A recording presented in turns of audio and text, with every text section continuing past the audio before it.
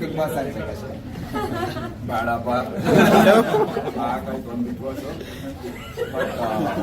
ಎಲ್ಲ ಸಿಗ್ತಾ ಇರ್ತೀನಿ, ಈಗ ಸಿಗ್ತಾ ಇರ್ತೀನಿ.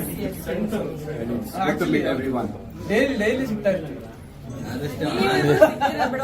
ಆದಷ್ಟು ಆನೆ ಮತ್ತೆ ಕಾರ್ತಿಕ್ ತೆರೆ ಮೇಲೆ ಕಾಣಿಸಿದ್ರೆ ತುಂಬಾ ಖುಷಿ ಆಗುತ್ತೆ. 100%. ನೆಕ್ಸ್ಟ್ ಸಿನಿಮಾ ಯಾವಾಗ ಹೀರೋ ಆಗ್ತಾನೋ ನಮ್ ಕಾರ್ತಿಕ್, ಅದ್ರಲ್ಲಿ ನಾನೇ ವಿಲನ್.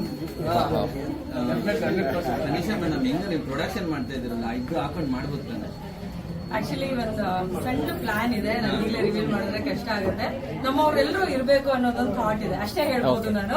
ಇಲ್ಲಿ ಯಾರ್ಯಾರು ಬಂದಿದ್ದೀರೋ ನೀವೆಲ್ಲರೂ, ಯಾರ್ಯಾರು ಬಂದಿದ್ದೀರೋ ನೀವೆಲ್ಲರೂ ಈ ಆಟಕ್ಕೆ ಇಲ್ಲ, ಯಾರ್ಯಾರು ಇವತ್ತು ನಮ್ಮ ಶಾಪ್ ಓಪನಿಂಗ್ ಗೆ ಬಂದಿದ್ದಾರೋ ನನಗೆ ನಿಜವಾಗ್ಲೂ ತುಂಬಾ ಖುಷಿ ಕೊಟ್ಟಿದೆ. ಸ್ಪೆಷಲಿ ನಮ್ಮ ಬಿಗ್ ಬಾಸ್ ಅವರು.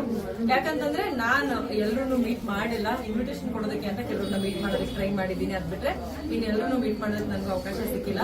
ಇನ್ ಕೆಲವರು ಗುಂಪು ಮಾತ್ರ ಹೋಗಿ ಮೀಟ್ ಮಾಡ್ಕೊಂಡು ಬಂದಿದ್ದಾರೆ, ಅದು ಬೇರೆ ವಿಷಯ. ಮಾಡ್ತಾ ಇದ್ದಾರೆ. ಸೊ ಯಾ, ನಾನು ಎಲ್ರು ಮೀಟ್ ಮಾಡಿದ್ದು ಇವತ್ತೇನೆ. ಸೊ ನನಗೆ ತುಂಬಾ ಖುಷಿ ಆಗ್ತದೆ. ಎಲ್ಲರೂ ಬಂದಿದ್ರೆ ಇನ್ನೂ ತುಂಬಾ ಖುಷಿ ಆಗ್ತಿತ್ತು. ಥ್ಯಾಂಕ್ಸ್. Thank you.